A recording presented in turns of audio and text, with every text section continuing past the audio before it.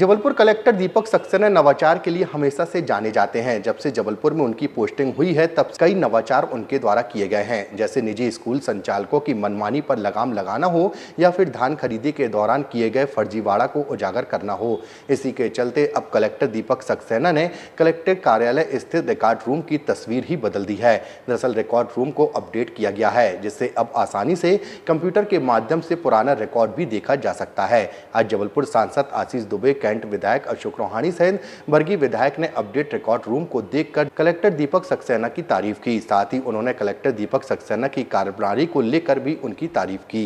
देखिए, आज मैंने कलेक्टर साहब ने हमको रिकॉर्ड रूम दिखाया जबलपुर का। वैसे आपको वास्तविकता में बताऊं तो आज हम सभी माननीय रोहानी जी, माननीय नीरज जी, माननीय आशा जी और सभी जनप्रतिनिधि दिशा की बैठक में आए हुए हैं। कलेक्टर साहब ने कहा कि मैं आपको बैठक के पहले कुछ दिखाना चाहता हूं, और निश्चित रूप से उन्होंने जब ये रिकॉर्ड रूम लेकर हमको आए, इस रिकॉर्ड रूम से हम लोगों का बहुत पुराना नाता रहा है, क्योंकि हम लोगों की भी रेवेन्यू से संबंधित हमारे काम रहे हैं। तो मैंने उस रिकॉर्ड रूम को देखा और जब आज मैं यहाँ पर आया हूँ तो मुझे विश्वास ही नहीं हो रहा। मध्य प्रदेश का पहला ऐसा व्यवस्थित रिकॉर्ड रूम जिसमें फाइलिंग की गई है, उसको बॉक्स में रखा गया है, किस नंबर पे रखी है फाइल, कहाँ रखी है, जो रूम में रखी वो तो ठीक है, उसके साथ उसको पूरा ऑनलाइन किया हुआ है। अब कोई भी व्यक्ति आके यहाँ पर या आपके सामने रखा हुआ है, वो देख सकता है कि मेरा रिकॉर्ड कहाँ, किस रैक में, किस नंबर की फाइल कहाँ पर रखी हुई है।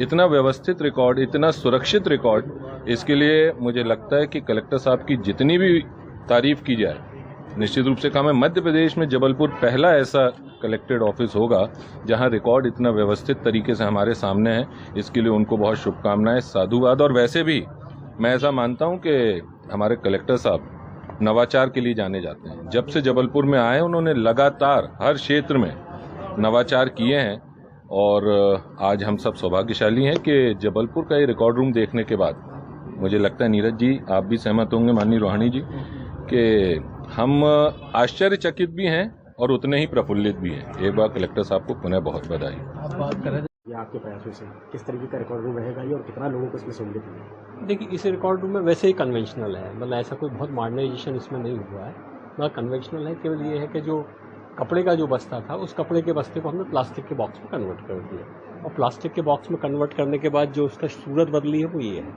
इसके बाद कौन सा बॉक्स कहाँ रखा है, उस बॉक्स के अंदर कौन सी फाइल है, किस रैक पे है, किस शेल्फ पे है, उस बॉक्स के अंदर कौन सी फाइल है, इसको हमने एक छोटा सा एक ऑनलाइन प्रोग्राम बना के पब्लिक पोर्टल पर डाल दिया। अब किसी भी फाइल का आप कोई केस नंबर डालते हैं, पार्टी का नंबर नाम डालते हैं, तो केस बता देता है कि ये केस किस रैक पे है, किस शेल्फ पे है और किस बॉक्स में है।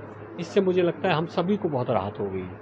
मतलब जो आवेदक है उनको तो हो ही गई है, हमारे रिकॉर्ड रूम के जो कर्मचारी हैं उनको बड़ी राहत हो गई। उनको ढूंढने में जो मशक्कत पहले लगती थी, अब बहुत आसानी से उसको निकाला जा सकता है। ऐसा देखा जाएगा इसमें कि इसका मेंटेनेंस भी अब काफ़ी बस्ते कपड़े की इसका मेंटेनेंस लगभग खत्म हो गया। अब केवल हमको महीने में एक आध बार वैक्यूम क्लीनर चला के इसकी डस्ट निकालना है। बस्ते का जब आप करते दवाई डालना पड़ती थी, दवाई फिर बाहर निकलती नहीं थी, जितनी बार दवाई डलती थी उतनी बार वातावरण को दूषित कर देती थी। अब इसका केवल एक आध कपड़ा पोंछना या महीने में एक आध बार वैक्यूम से डस्ट को साफ कराना, मुझे लगता है इसका रख रखाव बहुत आसान।